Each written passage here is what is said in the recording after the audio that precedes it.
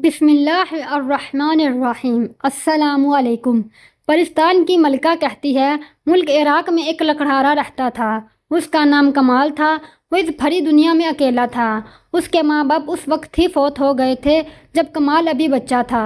ایک دن کمال جنگل میں لکڑیاں کاٹنے گیا۔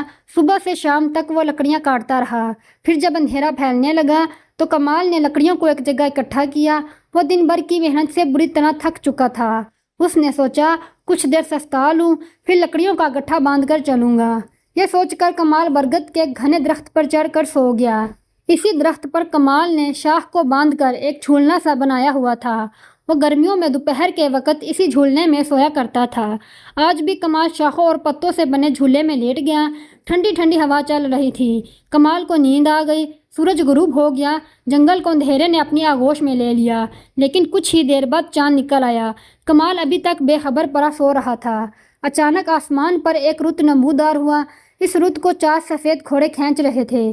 ان چاروں گھوڑوں کی کمر پر رنگین پر تھے۔ یہ پرستان کے اڑنے والے گھوڑے تھے۔ اس رت میں پرستان کی ملکہ بیٹھی ہوئی تھی۔ اس رت کے پیچھے کئی اور رت بھی تھے جن میں پریاں سوار تھیں۔ یہ سب رت زمین پر اتر آئے۔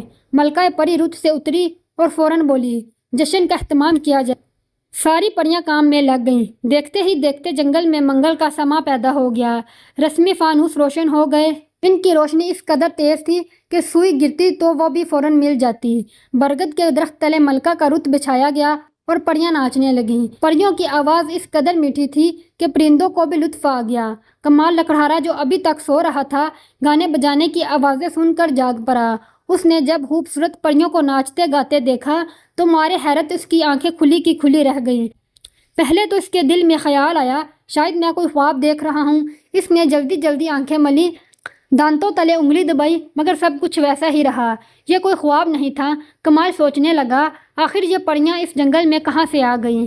کمال کے دل میں آیا کہ یہی سوال پریوں سے پوچھے، مگر اس نے سن رکھا تھا کہ اگر پریاں آدم ذات کو دیکھ لیں تو قید کر کے پرستان لے جاتی ہیں۔ اس لیے وہ چپ چاپ پڑا رہا، یہ تماشا دیکھتا رہا۔ آدھی رات تک پریوں کا یہ جشن جاری رہا۔ پھر پریوں کی ملکہ تخت سے اٹھی اور دونوں ہاتھ ہوا میں بلند کر کے بولی، شہزادہ نکولی کو ہمارے حضور پیش کیا جائے اور دستور کے مطابق 15 کوڑے لگائے جائیں۔ یہ حکم سنتے ہی چند پریاں ایک رت سے پری ذات شہزادے نکولی کو نکال لائیں اور درخت سے باندھ دیا۔ ملکہ کے اشارے پر ایک پری نے کوڑا نکالا، کوڑا ہوا میں لہرایا اور شراخ کی آواز کے ساتھ شہزادہ نکولی کی کمر پر پڑا۔ شہزادے کی چیخ نکل گئی۔ دوسرا، تیسرا، چوتھا اور 5واں کوڑا، ہر کوڑے پر شہزادے کی الگ سے بڑی دردناک چیخ نکلتی تھی۔ کمال درخت پر بیٹھا یہ منظر دیکھ رہا تھا۔ وہ ایک رحمدل انسان تھا۔ شہزادے پر ظلم اس سے برداشت نہ ہو سکا۔ اس نے اپنی جان کی بھی پرواہ نہ کی اور درخت سے چھلانگ لگا کر ملکہ پری کے سامنے آ کھڑا ہوا۔ پریاں مارے خوف اور حیرت کے چیخنے چلانے لگیں۔ آدم ذات، آدم ذات! ملکہ پری نے گرج کر کہا، اے آدم ذات، کون ہے تو اور یہاں کیسے آ گیا؟ کمال بولا، میں ایک غریب لکڑہارا ہوں۔ اس درخت پر سو رہا تھا کہ گانے بجانے کی آوازیں سن کر آنکھ کھل گئی۔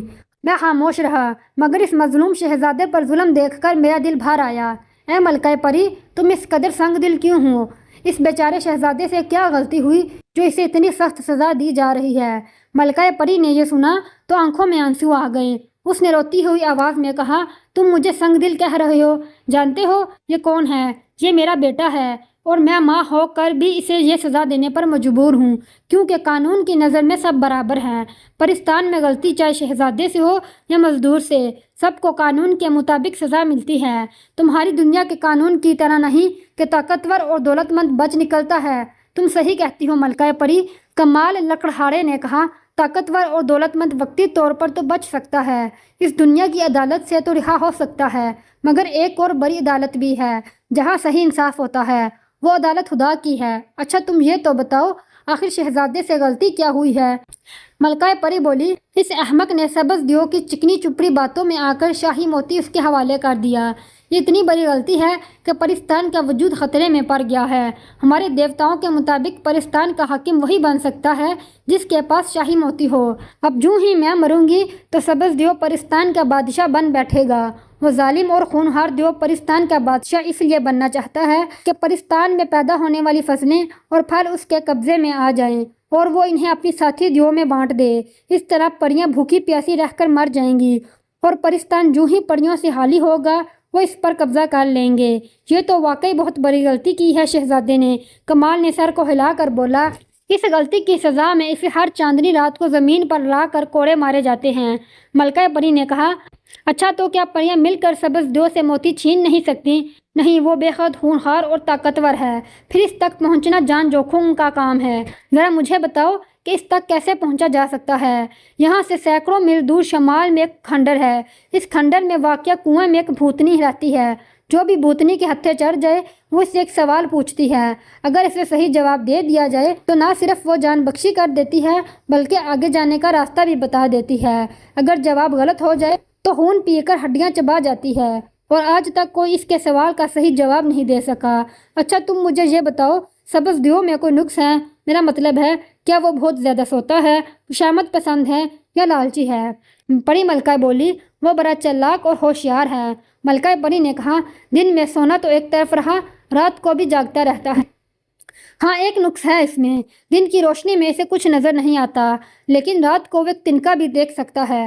کمال لکڑہارا سوچ میں پڑ گیا، پھر بولا، ہمارا دین اسلام کہتا ہے کہ مصیبت زدہ کی مدد کرو، کسی کے کام آنا بھی عبادت ہے۔ میں اس مظلوم شہزادے کو کوڑوں کی اذیت سے بچانے کے لیے سبز دیو سے موتی حاصل کرنے کی کوشش کروں گا۔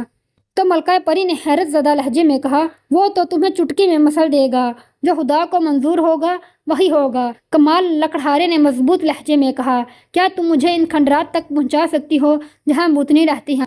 ہاں، میرا رت تمہیں وہاں پہنچا دے گا، مگر ایک بار سوچ لو کہ تم موت کے منہ میں چھلانگ لگانے جا رہے ہو۔ کمال زور سے ہنس کر بولا، زندگی اور موت خدا کے ہاتھ میں ہے، دیو کی کیا مجال کہ وہ میری جان لے سکے۔ تم یہی ٹھہرو، میں اپنے گاؤں سے چند ضروری چیزیں لے کر آتا ہوں۔ کمال لکڑہارا اپنے گھر آیا۔ اس نے چمڑے کے ایک تھیلے میں عطر کی شیشی، ایک رسا لیا اور ایک بھونپو۔ تینوں چیزیں لے کر وہ واپس جنگل میں آ گیا اور اڑنے والے گھوڑوں کی رت پر سوار ہو گیا۔ گھوڑے اڑنے لگے، ان کی رفتار بے حد تیز تھی۔ 2 گھنٹے تک مسلسل اڑنے کے بعد گھوڑے نیچے اترنے لگے اور آہستہ آہستہ زمین پر آ گئے۔ کمال چھلانگ مار کر نیچے آ گیا۔ اس کے سامنے ٹوٹے پھوٹے کھنڈرات دور تک پھیلے ہوئے تھے۔ چاند کی زرد روشنی میں یہ کھنڈرات دور سے ان جنوں کے مانند نظر آ رہے تھے جو اکڑو بیٹھے ہوں۔ کمال خدا کا نام لے کر کھنڈرات میں داخل ہو گیا۔ کھنڈرات میں جگہ جگہ قبریں بنی ہوئی تھیں، ٹوٹی پھوٹی قبریں۔ پھر یکایک کھنڈر میں ایک آواز گونج اٹھی، ڈراؤنی اور دہشت ناک آواز، وہ جسے سن کر رگوں میں دوڑتا خون تھم جائے۔ کمال رک گیا اور آنکھیں پھاڑ پھاڑ کر ادھر ادھر دیکھنے لگا۔ پھر چھن چھن کی آواز کے ساتھ کنویں سے بھیانک بھوتنی نکلنے لگی۔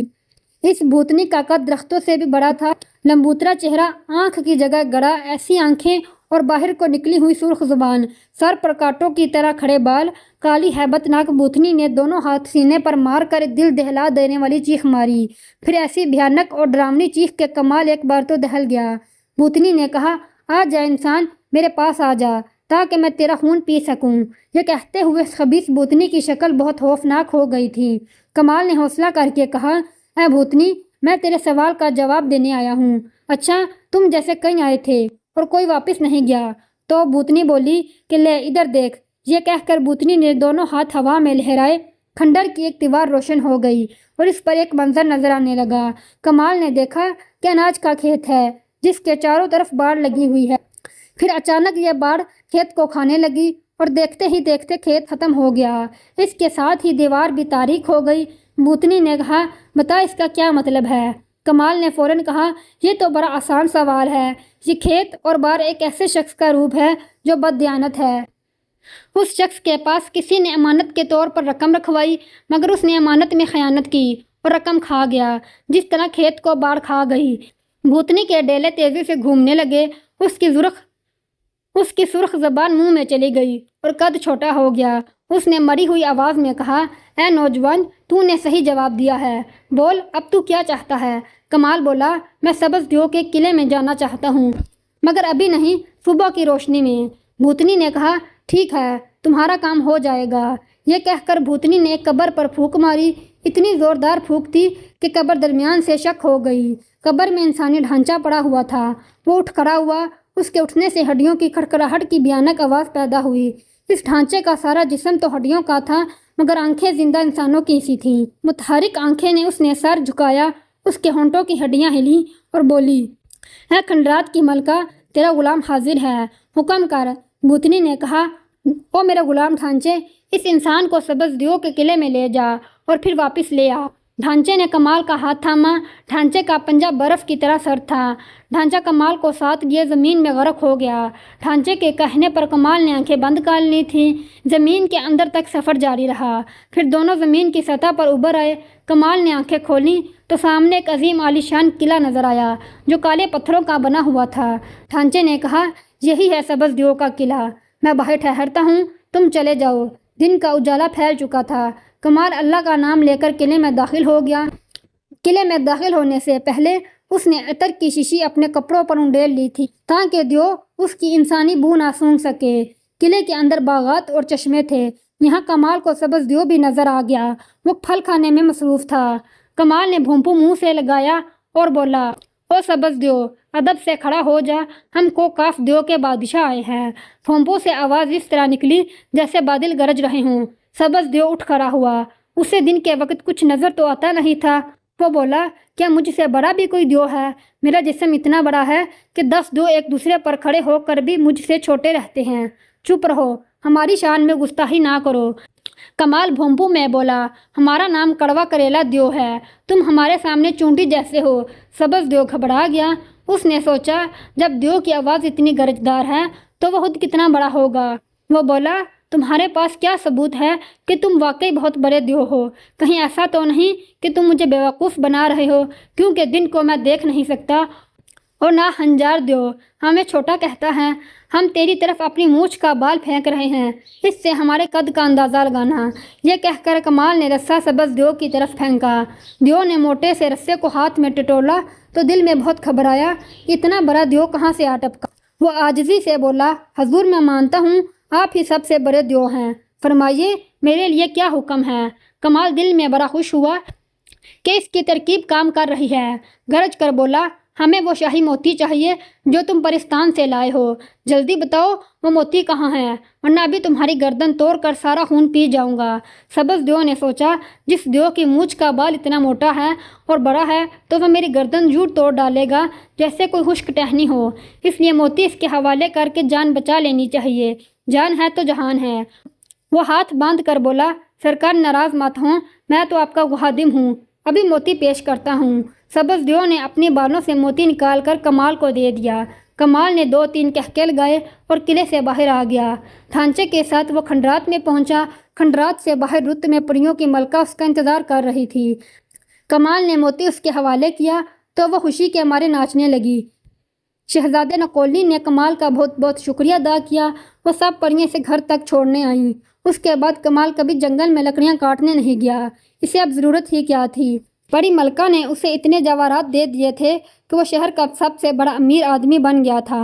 ویڈیو اچھی لگے تو لائک اور چینل کو سبسکرائب کر دیں۔